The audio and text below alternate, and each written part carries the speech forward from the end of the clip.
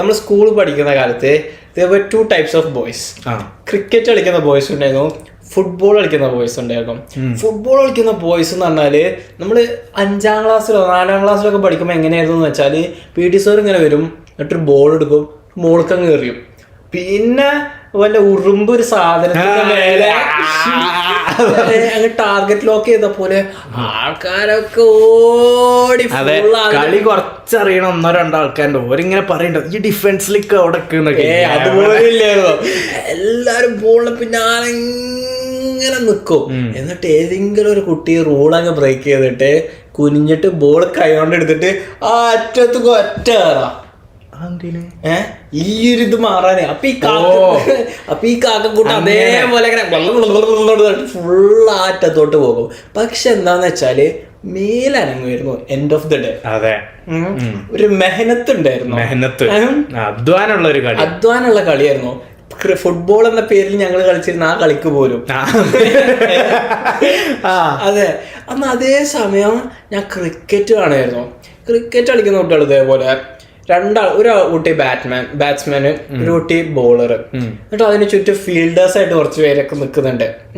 ഈ ബാറ്റ്സ്മാനും ബോളറും ഇങ്ങനെ കളിക്കുമെന്നല്ലാതെ ഈ ഫീൽഡർ ഏതെങ്കിലും കാലം ഭാഗ്യം ഉണ്ടെങ്കിൽ, ലക്ക് ഉണ്ടെങ്കിൽ എൻ്റെ അടുത്തേക്ക് ബോളൊന്ന് വന്നാൽ എന്തെങ്കിലുമൊക്കെ ഒന്ന് ചെയ്യായിരുന്നു എന്നുള്ള രീതിയിൽ വളരെ ഒരു പാസീവ് ഗെയിം ആയിട്ട് എനിക്ക് തോന്നുന്നു. അതെ, ഞാൻ നോട്ടീസ് ചെയ്ത കാര്യം എന്താ വെച്ചാല്, ഞാൻ ഫസ്റ്റ് ക്രിക്കറ്റ് ലവർ ആയിരുന്നു. കാരണം എൻ്റെ എൻ്റെ ബ്രദർ ഭയങ്കര ക്രിക്കറ്റ് ഫാനായിരുന്നു. അപ്പോൾ ഇവൻ്റെ കൂടെ ഇരുന്ന് ക്രിക്കറ്റ് ഇത് കണ്ടാണ്ടും കമ്പ്യൂട്ടറിൽ 2007 EA സ്പോർട്സിൻ്റെ ക്രിക്കറ്റ് ഗെയിം ഇൻസ്റ്റാൾ ചെയ്ത് അത് കളിച്ച് ധോണിയെ ദന്നീറാക്കിയും ടെണ്ടുൽക്കറിനെ തെന്തീഹറാക്കിയാണ് ഞാൻ ഇത് അതായത് ഫിഫയില് ഞാൻ എക്സ്പ്ലെയിൻ ചെയ്തുതരാം. അത് OG ഗെയിമേഴ്സിന് മനസ്സിലാവും. സംഭവം എന്താന്ന് വെച്ചാല്, ഫിഫ അന്ന് 2007 EA സ്പോർട്സിൽ ഇന്ത്യ ഇവർക്ക് പെർമിഷൻ കൊടുത്തിട്ടില്ല പ്ലേയേഴ്സിനെ ഇതാക്കാന്. അപ്പം മഹേന്ദ്ര സിംഗ് ധോണി എന്നുള്ളത് ധന്നീർ എന്നുള്ള പേരിലേനു ഉണ്ടായിരുന്നത്. ടെണ്ടുൽക്കർ തെന്തീഹർ, അതേപോലെ ഗംഭീർ ഗംഫീർ എന്നുള്ള സ്പെല്ലിങ്, ഇങ്ങനെയായിരുന്നു അതിൽ പ്ലേയേഴ്സ് ഉണ്ട്. നൈക്കിന്റെ ഡൂപ്ലി മൈക്കി ഇറങ്ങണ പോലെ അതേപോലെ ആയിരുന്നു ഇവർ ആ പ്ലേയേഴ്സിന് വെച്ചത്. പക്ഷെ ഇത് ഇന്ത്യൻ ടീമാണെന്ന് എല്ലാവർക്കും അറിയാം. അങ്ങനെ അപ്പൊ ഞാൻ ഇതൊക്കെ കളിച്ചു വളർന്നുകൊണ്ട് എനിക്ക് ക്രിക്കറ്റിനോട് ഭയങ്കര ഇഷ്ടമായിരുന്നു. അതേപോലെ എനിക്ക് ഫുട്ബോൾ തീരെ ഇഷ്ടമല്ലാത്തൊരു കളിയായിരുന്നു. അതായത് എനിക്ക് ഇപ്പോഴും ഓർമ്മയുണ്ട്, ഞാൻ 5ാം ക്ലാസ്സിലായ ടൈമില് എൻ്റെ വീടിൻ്റെ അടുത്ത് പാകിസ്ഥാനി പയ്യന്മാർ ക്രിക്കറ്റ് കളിക്കുന്നുണ്ട്. അങ്ങനെ ഞാൻ അവരെ കൂടെ കമ്പനി ആയിട്ട് ഞാനും ഇവരെ കൂടെ ക്രിക്കറ്റ് കളിക്കാനൊക്കെ തുടങ്ങി. ക്രിക്കറ്റ് കളിക്കാന്ന് വെച്ചാല് നമ്മൾ ചിലപ്പോൾ 5-6 ഓവറിലൊക്കെ ആയിരിക്കും കളിക്കുക. ഞങ്ങളൊക്കെ ചിലപ്പോൾ ഒരു താന്ന പ്ലെയർ ആയിട്ടൊക്കെ ആയിരിക്കും കാണുക. അപ്പോൾ ഇവർ ഈ 5ാമത്തെ ഓവറിൽ ഒന്ന് ബാറ്റ് ചെയ്യാൻ, അല്ലെ എല്ലാവരും ഔട്ടായിട്ട് ലാസ്റ്റ് ആരെങ്കിലും ഉണ്ടെങ്കിൽ ബാറ്റ് ചെയ്യാനായിരിക്കും തരിക. അങ്ങനെയുള്ള ആൾക്കാരെന്താ പൊതുവെ ഉണ്ടാവുക, ബോളിങ്ങിൽ ഓരായിരിക്കും ഫസ്റ്റ്. അതായത് ബാറ്റ്സ്മാൻ ലാസ്റ്റ് വരുന്നവരാണ് ബോളിങ്ങിൽ ഫസ്റ്റ്. പക്ഷെ ബോളിങ്ങിൽ ഞങ്ങൾ ലാസ്റ്റ്. അതെ, ഇൻവോൾവ്മെന്റ് ഇല്ലാത്ത ഒരു ഗെയിമുള്ള രീതി. പക്ഷെ ഞാനത് ശരിക്കും എൻജോയ് ചെയ്തിരുന്നു. എന്നിട്ട് എനിക്ക് ഓർമ്മയുണ്ട്, ഒരു ദിവസം ഞാൻ കളിക്കാൻ പോയപ്പോ ഇവരെ ആരുടെ കയ്യിൽ ബാറ്റും ബോളൊന്നും ഇല്ല. അപ്പൊ ഞാൻ ചോദിച്ചു, ഇന്നെന്താ കളി ഇല്ലെന്ന് ചോദിച്ചു. അങ്ങനെ അപ്പൊ ഇവര് പറഞ്ഞ് ഇല്ല, ഇന്ന് നമ്മള് ഫുട്ബോൾ കളിക്കാണ് പറഞ്ഞ്. കാരണം എനിക്കന്ന് ഫുട്ബോളിനോട് ഇഷ്ടമല്ലല്ലോ. ഞാൻ അന്നത്ര 4th-ലോ 5th-ലോ ഞാൻ അവരോട് പറഞ്ഞ്, നിങ്ങൾ ഫുട്ബോളാണോ കളിക്കണേ, എന്നാ ഞാൻ നാളെ വരാറുണ്ട്. ഞാൻ തിരിച്ച് വീട്ടിൽ പോയി. ഞാൻ കളിക്കാനും കൂടി ട്രൈ ചെയ്തില്ല. അത്രക്കും എനിക്ക് ഇഷ്ടമല്ലായിരുന്നു ഫുട്ബോൾ. എനിക്ക് അന്ന് ക്രിക്കറ്റ് ആയിരുന്നു ഇഷ്ടമുണ്ടായിരുന്നത്. പിന്നെ ഞാൻ ശ്രദ്ധിച്ച ഒരു സംഭവം, അതായത് വളർന്നു വന്നപ്പോ ഒന്ന് ഇതേമാതിരി ഒരു മെഹനത്തില്ലാത്ത കളിയാണ്. പിന്നെന്താന്ന് വെച്ചാല്, ഞാൻ ക്രിക്കറ്റ് വന്നിട്ട് TV-ലൊക്കെ കാണുമ്പോ ഒരു ബാറ്റിംഗ് കഴിഞ്ഞോ അല്ലെങ്കിൽ ഒരു ബോളിങ് കഴിഞ്ഞാൽ പിന്നെ ഒന്ന് റെഡിയായി വരാൻ, അടുത്ത ബോൾ വരാൻ കുറച്ച് ടൈം എടുക്കും. ഇവരിങ്ങനെ പോയൊക്കെ ഒന്ന് റെഡിയായാ ഓക്കെ. അത് എപ്പോഴും പറയും ആൾക്കാർ എന്നോട് പറയും, ടെസ്റ്റോ T20 ഒക്കെ ഭയങ്കര ഫാസ്റ്റ് ആണെന്ന് പറയും. T20 20 ഓവറേ ഉള്ളൂ. ഭയങ്കര ഫാസ്റ്റ് ആണെന്ന് പറയും. പക്ഷെ അതും ഞാൻ കണ്ടിട്ടുണ്ട്. ഞാനിങ്ങനെ ആലോചിക്കലുണ്ട്, OG ക്രിക്കറ്റ് ഫാൻസ് 50 ഓവറുള്ള ടെസ്റ്റ് ഇവന്റ് ഒക്കെ കാണും. ഈ ടെസ്റ്റ് അറിയണത് 50 ഓവറിൽ ഓൾ ഔട്ട് ആയിട്ടില്ലെങ്കിൽ പിന്നെ ഡേ 2 എന്ന് പറഞ്ഞിട്ട് വീണ്ടും തുടങ്ങും. ഇതൊക്കെ 4 ദിവസത്തെ ഇന്നിങ്സും കാര്യങ്ങളൊക്കെ ആയിരിക്കും അതിൽ വരിക. അതടക്കം ഇരുന്ന് കാണും. അങ്ങനത്തെ ഫാൻസ് അടക്കം.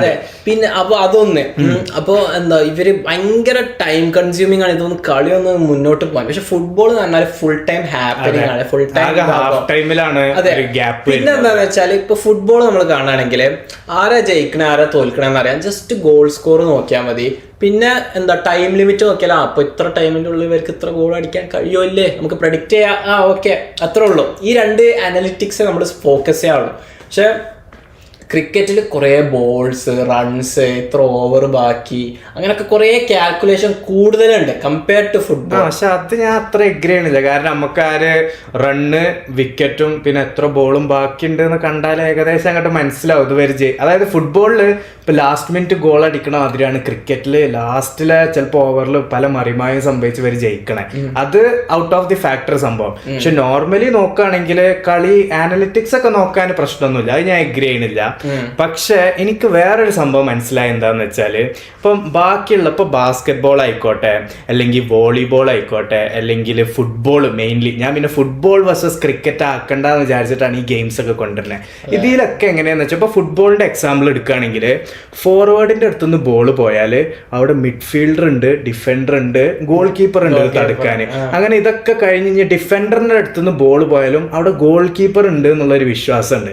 പക്ഷെ ക്രിക്കറ്റിൽ എങ്ങനെയാന്ന് വെച്ചാൽ ഈ ബോളർ എറിയുന്നു, ബാറ്റ്സ്മാൻ അത് അടിച്ചു കഴിഞ്ഞാല് ബാറ്റ്സ്മാൻ അത് നല്ല രീതിയിൽ അടിച്ചാല് അത് 6ആ. അത് തടുക്കാൻ ഒരു പ്രൊബാബിലിറ്റി 0 ആണ് അവിടെ. കാരണം ഫീൽഡേഴ്സിന് ഇപ്പൊ എത്ര ഇതുണ്ടായിട്ടും കാര്യം അങ്ങനെ അടിക്കാനൊരു കഴിവുണ്ട്. അതാ ഞാൻ പറയുന്നത്. ക്രിക്കറ്റിൽ നമ്മൾ നോക്കുകയാണെങ്കിൽ പ്ലെയേഴ്സിന്റെ ഒക്കെ നോക്കുകയാണെങ്കിൽ ഈ ആം പവറും കാര്യമൊക്കെയാണ് മെയിൻ. ഇപ്പം ഈ ബ്രാവോ എന്ന് പറഞ്ഞ പ്ലെയർ, രോഹിത് ശർമ്മ, ഇവരാരും ഫിസിക്കലി ഫിറ്റ് അല്ല. അതും എന്റെ വേറെ പോയിന്റ്. ഫിസിക്കലി ഒരു ഫിറ്റ് അല്ല. പിന്നെ അതേപോലെ സേവാഗിന്റെ ഒക്കെ ഒരു റിട്ടയർമെന്റ് ആ ഒരു ടൈമൊക്കെ എത്തിയപ്പോഴേക്കും ഇവര് ഫിസിക്കലി ഫിറ്റ് അല്ല. പക്ഷെ ഇവര് ടീമിൽ ടോപ്പ് പ്ലെയർ. കാരണം എന്താ, ഒന്ന് ഇവരുടെ എക്സ്പീരിയൻസ്, 2 ഇവർക്ക് അടിച്ചടിച്ച് ശീലമുണ്ടായിട്ട്, അതായത് ബാറ്റ് അടിച്ചടിച്ച് ശീലമുണ്ടായിട്ട് ആം പവർ അത്രക്കും കൂടുതലാണ്. അപ്പം ആ ഒരു എക്സ്പീരിയൻസ് കൊണ്ട് ഇവര് ടീമിൽ നിന്നു പോകും. പക്ഷെ ഇവർക്ക് ഫീൽഡിങ്ങില് ഇവർക്ക് അത്ര ടൈമിങ് കിട്ടൂല, അല്ലെങ്കിൽ റൺ ചെയ്യുമ്പോൾ ഇവര് വേഗം ടയേർഡ് ആവും. പക്ഷെ ഒരു IPL ഒക്കെ നോക്കുകയാണെങ്കിൽ ആകെ 20 ഓവറുള്ളൂ, ഫുള്ള് വരെ അടിച്ച് കളിക്കലേ. അത് ഞാൻ വേറെ നോട്ടീസ് ചെയ്ത കാര്യം, ഞാൻ ഫുട്ബോൾ ഫോളോ ചെയ്യുമ്പോൾ നമ്മൾ നോക്കുന്ന ആരാ, ക്രിസ്ത്യാനോ റൊണാൾഡോ, ഡേവിഡ് ബെക്കം എന്നൊക്കെ നമ്മൾ നോക്കുക. ഇവരൊക്കെ ഫുള്ള് 95% ആൾക്കാർക്കും ഫിസിക് ഉണ്ട്, 100% ആൾക്കാർക്കും സ്ട്രെങ്ത് ഉണ്ട്.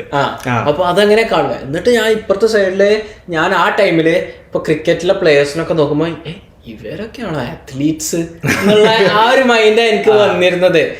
അപ്പൊ ഞാൻ വലിയ അത്ലീറ്റ് ഒന്നും അല്ല. പക്ഷെ ഞാൻ പറയുന്ന അവരെ ആ ഒരു ഗോൾഡ് സ്റ്റാൻഡേർഡ് വെച്ച് കമ്പയർ ചെയ്യുമ്പോ അപ്പൊ അങ്ങനെയാണ് എനിക്ക് തോന്നുന്നത്. പക്ഷെ ഇപ്പൊ പിന്നെയും എന്താ ക്രിക്കറ്റിലുള്ള കോഹ്ലിയൊക്കെ ഭയങ്കര സ്റ്റാൻഡേർഡ് സെറ്റ് ചെയ്ത്. അതെ, മറ്റേ ഹർദിക് പാണ്ഡ്യ, ഇവരും ഭയങ്കര ഫിസിക്കലി ഇവരും അടിപൊളിയായി ബാക്കിയുള്ളവർക്ക് ഒരു മാതൃക സൃഷ്ടിച്ച അങ്ങനത്തെ ഒരു എന്താ പറയാ ഇത് വന്ന് കൾച്ചർ വന്നു. പിന്നെ മോസ്റ്റ് ഓഫ് ദ ടൈം ഒരു ബാറ്റ്സ്മാനും ബോളറും മാത്രം ഇൻവോൾവ് ചെയ്തിട്ടുള്ള ഒരു ഗെയിം പോലെ തോന്നിയത്. ഫീൽഡേഴ്സ് ഒക്കെ വെറുതെ ഇരിക്കുന്ന പോലെ. ഫുട്ബോളിൽ പിന്നെയും ഗോളിയാണ് പിന്നെ ഒരു പാസീവ് റോൾ എന്നൊക്കെ ഉള്ള രീതിയിൽ പിന്നെയും ഉള്ളത്. ഒരു കമ്പാരിറ്റീവ്ലി നോക്കുകയാണെങ്കിൽ എനിക്ക് ഒരിക്കലും മനസ്സിലാവുന്നില്ല.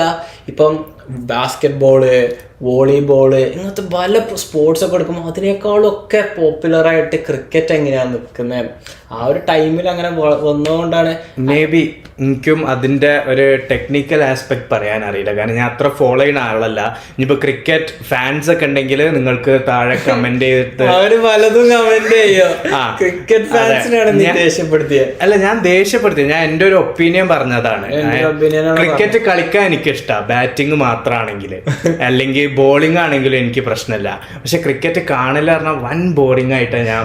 പിന്നെ അതുപോലെ തന്നെ ഇപ്പൊ സമീർ പറഞ്ഞ പോലെ ഡ്യൂറേഷന്റെ കാര്യം പറഞ്ഞല്ലോ. നമുക്ക് ക്രിക്കറ്റ് ഫുള്ളി ഫോളോ ചെയ്യാന്ന് പറഞ്ഞാൽ ഇപ്പൊ നീ പറഞ്ഞ പോലെ ഇത്ര ഓവർ എന്നൊക്കെ പറഞ്ഞുണ്ടാവുകയാണെങ്കിൽ ഭയങ്കര ഡിഫിക്കൽട്ടാണ് ഫോളോ ചെയ്യാൻ. പിന്നെ മോസ്റ്റ് ഓഫ് ദ എല്ലാവരും അല്ല, പക്ഷെ most of the people cricket ഫുള്ളായിട്ട് ഫോളോ ചെയ്യില്ല. അതായത് ഇവര് ഒരു 5-6 ഓവർ കാണും, പിന്നെ ഇവരെ കുറച്ച് പണിയെടുത്ത് വന്നിട്ട് വേഗം നോക്കും എന്തായി, ഓ ഇത്ര ഇല്ലേ, പിന്നെയും കുറച്ച് കാണും. അങ്ങനെയുള്ള രീതിയിലാണ് ക്രിക്കറ്റ് ഞാൻ കാണുന്നത്, കൺസ്യൂം ചെയ്യാറില്ല. പക്ഷെ ഫുട്ബോൾ ആകുമ്പോൾ അത് ഫുട്ബോൾ കാണുന്ന ആൾക്കാര് 90 മിനിറ്റ്സ് ഇത്ര ടൈമിന്റെ ഉള്ളിൽ മാച്ച് തീരും. കാരണം ഇവർക്ക് അഷ്യൂറൻസ് ഉണ്ട്. ഇനിയിപ്പോ മാക്സിമം പോയാല് എക്സ്ട്രാ ടൈമിലേക്ക് പോകും, എക്സ്ട്രാ ടൈം ഇത്ര മിനിറ്റ്സ് ഉള്ളൂ, അപ്പൊ അതിന്റെ ഉള്ളിൽ തീരും എന്നുള്ള ഉറപ്പ് ഇവർക്ക് ഉണ്ട്. പക്ഷെ ക്രിക്കറ്റിന് അങ്ങനെയല്ല, ഭയങ്കര നമുക്ക് അറിയില്ല. അതെ.